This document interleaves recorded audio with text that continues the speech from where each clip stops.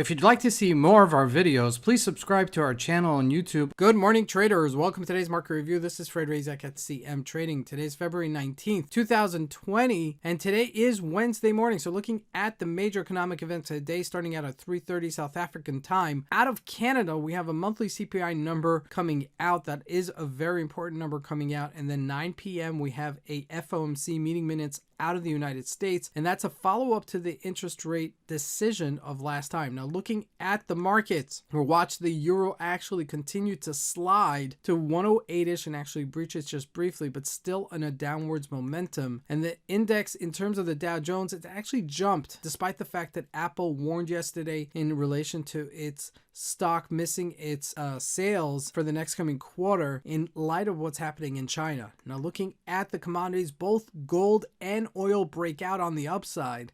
We'll be watching both very, very carefully, and we actually anticipated it, but we're going to take a look at where it could go from here.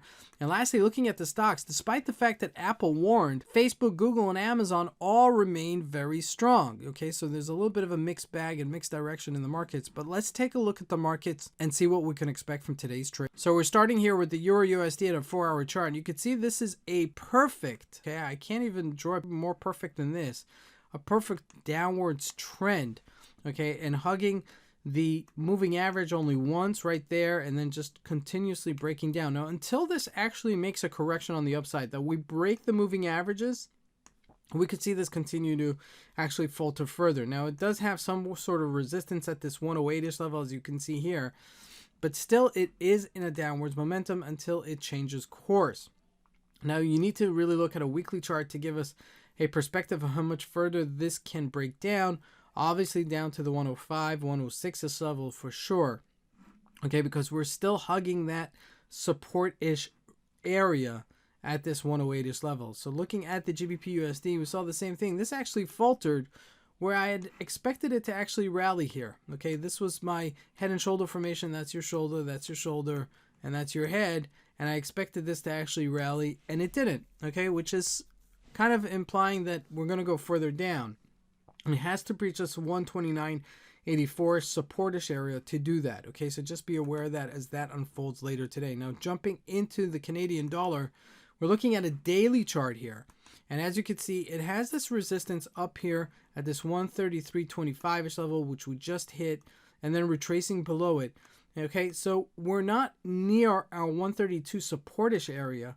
So this may actually bounce today. Okay, so just keep an eye on that. If it does come through for us later today. Now, looking at the commodities, we're jumping into gold, and we're looking at a monthly chart just to give us perspective. 1605 is where we're at right now, and we had a nice little rally. And if you guys remember previously on earlier presentations, I actually mentioned if we break above 1585, break above 1600, we're going to go, and sure enough, that's what's been going on here. Now, we haven't been in this area, like I said, in almost 5-6 years. Okay, with that said, we are not making new highs, but for us to make new highs, we need to close above this 1650-ish level, and then I would say that maybe we can challenge this upper area of 1700, but right now we haven't done that yet. Now, looking at oil, we also broke above this 52.35 resistance-ish area. That means we could get back to the 53.85-ish level if this does continue with its momentum. Now, looking at the Dow Jones, though, we are having a little bit of a tug of war here.